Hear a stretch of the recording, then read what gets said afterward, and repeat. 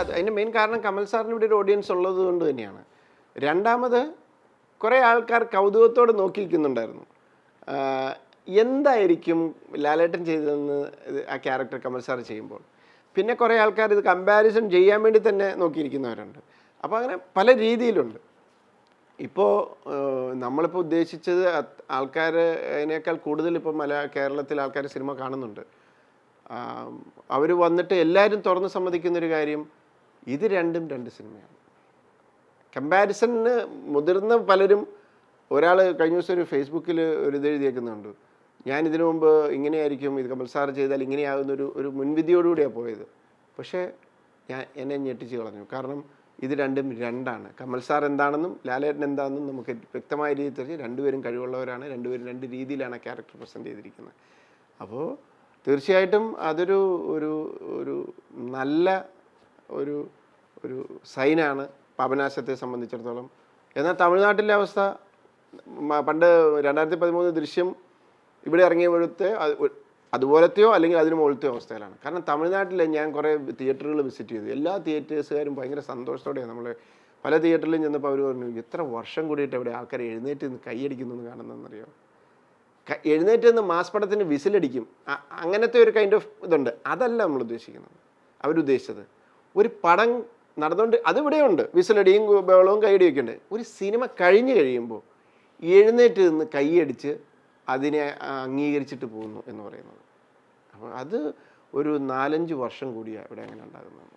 അപ്പം അത് തന്നെയാണ് കേരളത്തിൽ മലയാളത്തിലും സംഭവിച്ചുകൊണ്ടിരുന്നത്. അപ്പോൾ അത് തന്നെ അവിടെ സംഭവിക്കുന്നു എന്ന് പറയുന്നത് വളരെ. പിന്നെ ഞങ്ങൾക്കൊക്കെ ഒരു ഭയങ്കര ഒരു എന്താ പറയുക, ഒരു പഠിക്കാനുണ്ടായിരുന്നൊരു കാര്യം, ദൃശ്യം കേരളത്തിൽ ഓടിക്കൊണ്ടിരുന്നപ്പോൾ എവിടെയൊക്കെ ആൾക്കാർ എങ്ങനെയൊക്കെ റിയാക്ട് ചെയ്തോ അത് തന്നെ തമിഴ്നാട്ടിലുമുണ്ട്.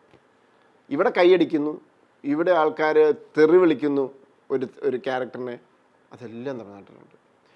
അപ്പോൾ തമിഴ്നാടും കേരളവും ആണെങ്കിലും ഓഡിയൻസിൻ്റെ ആസ്വാദന രീതിയിൽ കാര്യമായ വ്യത്യാസങ്ങളൊന്നുമില്ല ഒരു നല്ല സിനിമ ചെയ്താൽ. എന്നെ സംബന്ധിച്ചിടത്തോളം അത് ഭയങ്കര ഒരു, ഞാൻ ആക്ച്വലി അതിനോടെയാണ് ഈ തിയേറ്റർ മുഴുവൻ കയറി ഇറങ്ങിയത്. അത് നമുക്കൊരു കോൺഫിഡൻസ് തന്നിട്ടുണ്ട്. അല്ലാതെ തമിഴ് ചെല്ലുമ്പോൾ അവരുടേതായ രീതിയിലുണ്ടാക്കണം അങ്ങനെയൊന്നുമില്ല. കഥയ്ക്ക് എന്താണോ ഡിമാൻഡ് ചെയ്യുന്നത് അതുപോലെ. DGPയുടെ കേസിൽ അദ്ദേഹത്തിൻ്റെ ഒരു അഭിപ്രായം പറഞ്ഞു. അത് നമുക്കൊരിക്കലും നമുക്ക് ഇത് ചെയ്യാൻ പറ്റില്ല. അത് അദ്ദേഹത്തിൻ്റെ അഭിപ്രായമാണ്. ഒരു സിനിമയെ 10 പേര് കാണുമ്പോൾ അത് 10 രീതിയിലാണ് അവരതിനെ എടുക്കുന്നത്. അപ്പോൾ നമ്മളതിന് വ്യക്തമായ മറുപടി തന്നെ കൊടുത്തിട്ടുണ്ട്. പിന്നെ പൈറസി എന്ന് പറയുന്നത് നമുക്കൊന്നും ചെയ്യാൻ പറ്റത്തില്ല.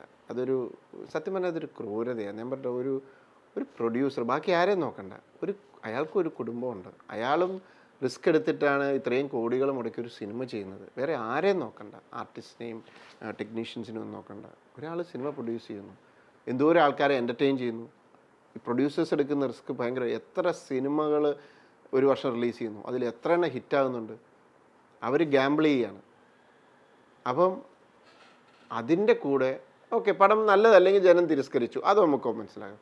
അതിൻ്റെ കൂടെ ഇങ്ങനെ എന്താ പറയുക, വ്യാജ CD ഇറക്കിയും അത് പോയി അല്ലെങ്കിൽ തിയേറ്ററിൽ നിന്ന് അത് ഷൂട്ട് ചെയ്തിട്ട് അതെടുത്ത് മറ്റേ ഇതിൽ പോസ്റ്റ് ചെയ്ത് ഈ സിനിമയെ നശിപ്പിക്കാൻ ശ്രമിക്കുന്നത് ശരിക്കും ദുഃഖകരമായൊരു കാര്യമാണ്. ഇതൊരു ക്രൂര വിനോദമാണ്.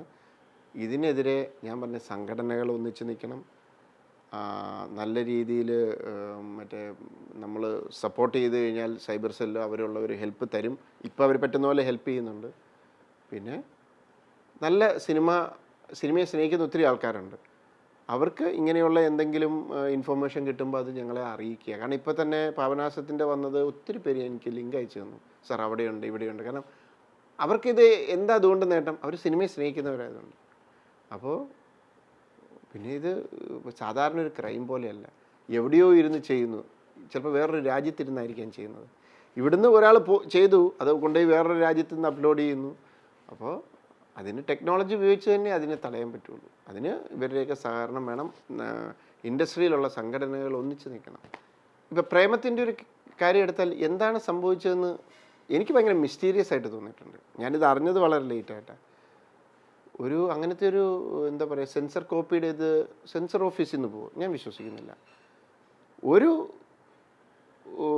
പ്രൊഡ്യൂസറും ഒരു ഡയറക്ടറും അത് കെയർലെസ് ആയിട്ടൊന്നും സൂക്ഷിക്കാറില്ല. അവരവരുടേതായ രീതിയിൽ അത് സൂക്ഷിക്കുക തന്നെ ചെയ്യും. അപ്പം പിന്നെ മറ്റാരെങ്കിലും ഇത് ചെയ്യണമെങ്കിൽ തന്നെ അത് ഇതിനകത്തുള്ള ആർക്കെങ്കിലും, ഇതിനകത്ത് ഏതെങ്കിലും രീതിയിൽ ആക്സസ് ചെയ്യാവുന്ന ആർക്കെങ്കിലും ഇത് പറ്റുള്ളൂ. അതിനകത്ത് ബോധപൂർവം നശിപ്പിക്കുക എന്നുള്ള, ആ സിനിമയെ നശിപ്പിക്കുക, അല്ലെങ്കിൽ ആ സിനിമയുടെ പിന്നിലുള്ളവരെ അങ്ങനെ അവർ സന്തോഷിക്കണം എന്ന് പറയുന്നൊരു ഒരു ഒരു മനസ്ഥിതി ഉണ്ടാവുമെന്ന് ഞാൻ വിശ്വസിക്കുന്നു. അല്ലെ പിന്നെ ഇതെടുത്ത് ഇൻ്റർനെറ്റിൽ ഇടുമോ? ഇപ്പോൾ നമ്മുടെ നാട്ടിൽ എന്തെല്ലാം ക്രൈം നടക്കുന്നു. ഒരു അസൂയ കൊണ്ടുണ്ട് കൊലപാതകങ്ങൾ നടക്കുന്നു, അല്ലെങ്കിൽ കേസ് കൊടുക്കുന്നു. അതുപോലെ തന്നെ മനുഷ്യ മനസ്സിൻ്റെ ഒരു പ്രശ്നമാണിത്. ഒരു പടം ഓടി അയാൾ നന്നാകുന്നു എന്ന് കാണുമ്പോൾ ഇത് ചെയ്യുന്നു. അത് എന്ത് ചെയ്യാൻ പറ്റും അതിനകത്ത്? നമുക്ക് വിഷമമുണ്ട്. ഇത് സാധാരണ ഒരു ക്രൈം പോലെയല്ല, ഒരു ഫിസിക്കൽ ക്രൈം പോലെ അല്ലത്. ഇതിപ്പോൾ ഒരുത്തനെ കൊന്നു അല്ലെ അടിച്ചു, അതിനൊക്കെ നമുക്ക് ഇതൊരു ഇൻവിസിബിളായിട്ട് നിന്ന് എവിടെയോ നിന്ന് ഒരു ഗൊറില്ല വാർഫെയർ പോലത്തെ ഒരു അവസ്ഥയാണ്. ആരാണ് ചെയ്യുന്നത്, എന്താണിത്? നമ്മളൊരു ഇരുട്ടിപ്പരതുന്ന പോലെ. പക്ഷേ ടെക്നോളജി വെച്ചിട്ട് നമുക്ക് കുറേയൊക്കെ അത് ട്രേസ് ചെയ്ത് പോകാം. നമ്മൾ പിടിച്ചിട്ടുമുണ്ട്, ദൃശ്യത്തിൻ്റെയൊക്കെ സമയത്ത് നമ്മൾ പിടിച്ചിട്ടുമുണ്ട്. പിന്നെ എനിക്ക് തോന്നിയിട്ടുള്ളൊരു കാര്യം, ഇനി ഇതിനൊരൊറ്റ വഴിയേ ഉള്ളൂ. ഇത് ചെയ്യുന്നവരെ പിടിക്കാൻ ബുദ്ധിമുട്ടാണ്. ഇത് കാണുന്നവരെ, ഡൗൺലോഡ് ചെയ്ത് കാണുന്നവരെ അല്ലെങ്കിൽ ശിക്ഷിക്കുക. കാരണം നാളെ ഇത് അവർ കാണാതിരിക്കട്ടെ. അതായത് അതിന് ശ്രമിക്കുന്നവരെ ചെയ്യരുതെന്ന് നമ്മൾ പറയുക, എന്നിട്ടും അത് ചെയ്യുന്നവരോട് നമുക്ക് അത് പിടിക്കുക. അല്ലാതെ പിന്നെ എന്ത് ചെയ്യാൻ പറ്റും? വിഷമമുണ്ട്, ശരിക്കും നല്ല സങ്കടമുണ്ട്. കാരണം ഇത് ഒന്നാമത്തെ കാര്യം, ഇത് ഈ തിയേറ്റർ പ്രിൻ്റൊക്കെ എടുത്ത് കണ്ട് ഇത് എങ്ങനെ എൻജോയ് ചെയ്യാൻ പറ്റും? ഒരു തിയേറ്ററിൽ കാണുന്നതിൻ്റെ ഒരു എഫക്റ്റ് പോലും ഇല്ല. അപ്പോൾ അവരൊന്നും സിനിമയെ സ്നേഹിക്കുന്നവരൊന്നുമല്ല. അവർ ചിലപ്പോൾ ഇതിനകത്തൊരു ബിസിനസ് കാണുമായിരിക്കും കേട്ടോ, എനിക്കറിയില്ല. എനിക്കൊട്ടും ഒരു ഇത് കിട്ടുന്നില്ല. നമ്മളൊക്കെ ഇൻഡസ്ട്രി മൊത്തത്തിൽ ഇങ്ങനെ എന്ത് ചെയ്യണമെന്ന് ആലോചിച്ച് നിൽക്കുകയാണ്. നമ്മൾ പറ്റുന്ന പോലെയൊക്കെ ചെയ്യുന്നുണ്ട്. ഇപ്പോൾ കഴിഞ്ഞ ദിവസം അവർ ഉണ്ണികൃഷ്ണനൊക്കെ പറയുന്നത് കേട്ടു, അവർ ഉടനെ സൈബർ സെല്ലുമായിട്ട് കോൺടാക്ട് ചെയ്തു. അപ്പോൾ സുരേഷ് സാർ പറഞ്ഞു കേട്ടു, അവർ സൈബർ സെല്ല് അപ്പം തന്നെ ആക്റ്റീവായിട്ട് കാര്യങ്ങൾ ചെയ്യുന്നുണ്ടായിരുന്നു എന്ന് പറഞ്ഞു. ഒന്നാമത് ടെക്നിക്കലായിട്ട് എനിക്ക് ഇതിനെക്കുറിച്ചൊന്നും അറിയില്ല. നമ്മളതിൻ്റെ വേറൊരു ആംഗിൾ ചിന്തിച്ച് നോക്ക്. ഒരു സാധനം മാർക്കറ്റിൽ അവൈലബിളാണ്, ഇല്ലീഗലാണ് ആ സാധനം. അത് ഒത്തിരി ആൾക്കാർ യൂസ് ചെയ്യുമ്പോൾ അതുകൊണ്ട് വേറെ കുറേ വ്യക്തികൾക്ക് അപകടം ഉണ്ടാകുന്നു, അല്ലെങ്കിൽ നഷ്ടം സംഭവിക്കുന്നു. ഒന്നെങ്കിൽ ഈ മാർക്കറ്റിൽ ഇറക്കുന്ന ആൾക്കാരെ നമ്മൾ പിടിക്കാൻ പറ്റണം. എക്സ് പോയാൽ വൈ വരും. ഓക്കെ, പക്ഷേ ഈ സാധനത്തിന് മാർക്കറ്റിൽ ഡിമാൻഡ് ഇല്ലെങ്കിലോ? പിന്നെ ഇത് ഇറക്കിയിട്ട് കാര്യമുണ്ടോ? അതായത് അതുകൊണ്ടാണ് ഞാൻ പറഞ്ഞത്, അത് വാങ്ങുന്നവരെ അല്ലെങ്കിൽ അത് ഉപയോഗിക്കുന്നവരെ നമ്മൾ ഉപയോഗിക്കരുത്, അത് തെറ്റാണെന്ന് പറയുകയും അത് വാങ്ങുന്നവരെ നമ്മൾ ട്രേസ് ചെയ്ത് നിയമപരമായിട്ട് ശിക്ഷിക്കുമ്പോൾ ആൾക്കാരിത് വാങ്ങാൻ വേണ്ടെന്ന് വയ്ക്കും. എന്തിനാത് ആവശ്യമില്ലാത്ത പുലിവാലുണ്ടാക്കുന്നു? ലൈഫ് ഓഫ് ജോസ് കുട്ടിയുടെ ഷൂട്ടെല്ലാം കഴിഞ്ഞു, പോസ്റ്റ് പ്രൊഡക്ഷൻ നടന്നുകൊണ്ടിരിക്കുകയാണ്. ഒരു റിലീസായിട്ട് അപ്പോൾ പ്ലാൻ ചെയ്യുന്നത്. പിന്നെ